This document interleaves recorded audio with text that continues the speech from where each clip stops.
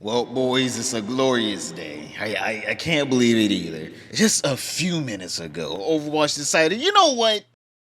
We kind of been screwing over the whole player base for a while. You what? How about we get some of that goodwill back? Because they finally, after years of basically saying that this guy's gonna be coming one day, they finally showed off Mauga.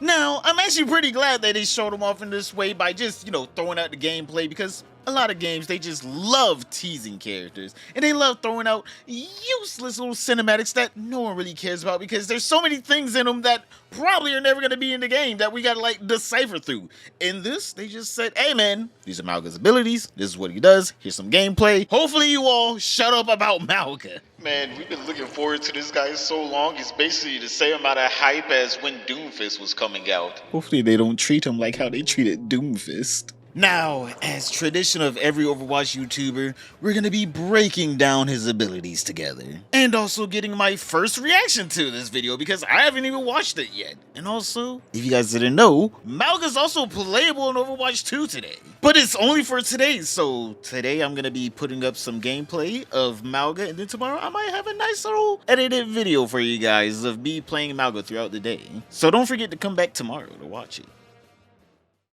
So Mauga has dual miniguns. Oh, I love it so much. And the first one that they showed off is Gunny. And Gunny likes to do something called igniting people, setting them ablaze like how Ashe does with her satchel charge. This is actually kind of cool because it's kind of rare for heroes in almost any game to have abilities that automatically start off doing tick damage. Usually tick damage in most games is abilities. And I know technically, yes, Ana does have tick damage on her sniper, but also, let's all be honest here, the tick damage goes by so fast where it might as well be instant. But yeah, it's actually kind of cool to see a primary ability actually do something other than, just straight up damage. It actually has like an extra feature to it. Because Mauga is actually a synergistic hero in Overwatch 2, because Gunny lights people on fire, so his other one, Cha-Cha, crits them whenever they're ignited from Gunny. In my opinion, I think it's actually kind of cool that Overwatch is actually trying to take primary fire to a whole nother level other than point at the person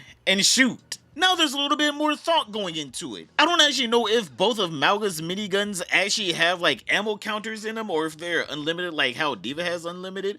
But if they do have ammo in them that you actually have to reload, then you actually have to think smarter about how you use them. Like, if I use Gunny, that means I'm gonna run out of ammo fast with that, and I'm gonna have to be hopefully critting someone I set on fire. But if I kill them with Gunny, that means I can't do extra damage to someone else that's gonna harass me like 2 seconds later. It's actually a character you might have to start thinking about how you play them, because most characters, you generally know how they play, and there's not too much complexity in their kit. You do X, Y, and Z, and then you get A out of it. And then once you do Y, X, Z, you realize it's not as efficient as X, Y, and Z, the way that the character is meant to be played. I think the reason why most people love games like League of Legends and ARPGs in general is because even if you're playing the exact same character, you can play it in many different ways. Like, I could play Pyke in League of Legends as a support, or I could go mid lane and start tearing up with that boy. Or you could play Ivern as he's supposed to be played in the jungle. Or you could play Ivern support,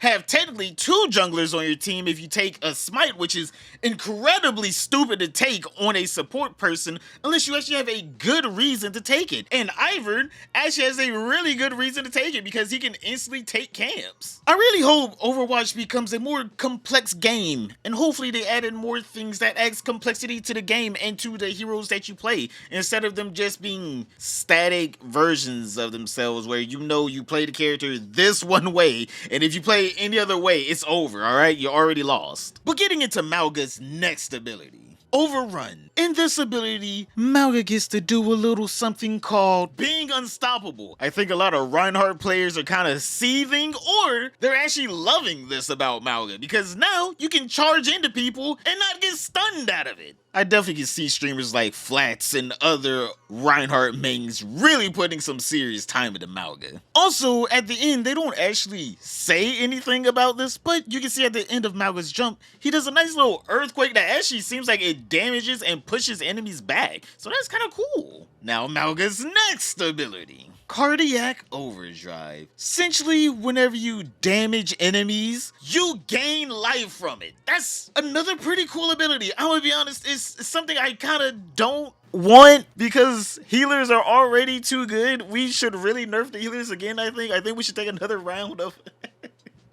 just chopping the healer's heals in half. But hey, finally someone outside of the healer category can actually heal up his teammates. God, they better be nerfing healers soon, like how they just randomly nerfed Doomfist out of the blue. But for Mauga's next ability though, Cage Fight is essentially a Gibraltar Dome from Apex Legends. Except for, instead of keeping people out, it keeps people in. And as you guys can see, it actually shows that Mauga gets infinite ammo in here, which means both Gunny and Cha-Cha actually do have, or seemingly so far, have an ammo counter, meaning you will actually have to do a little bit of decision making whenever you're playing him. But looking at the ability, it also shows that all the enemies are just tethered to Mauga. He essentially just traps them in his own little dome, and assuming from how his team is just standing by staring at him, Mauga gets to get all these kills for himself. That's kind of cool. So 1v5 in there. My boy's really in the Thunderdome. But yeah, that's Mauga, and he looks really, really good. And he's really, really cool. I can't believe that they actually were like, hey, how about we actually make sure this character is unique,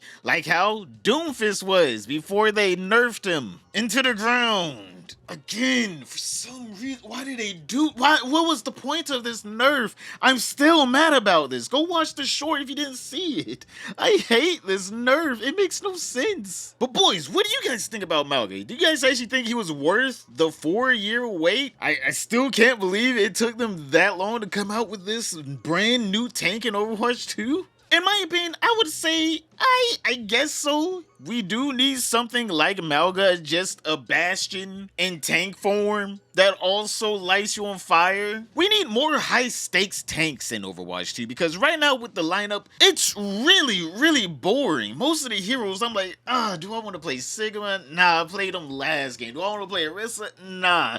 Do I want to play Doomfist? Yes, but obviously I can't because this man cannot catch a break. But yeah, we need more heroes in the tank category that are actually fun and worth playing, like how Kiriko is fun on support, like how Alari is extremely fun on support.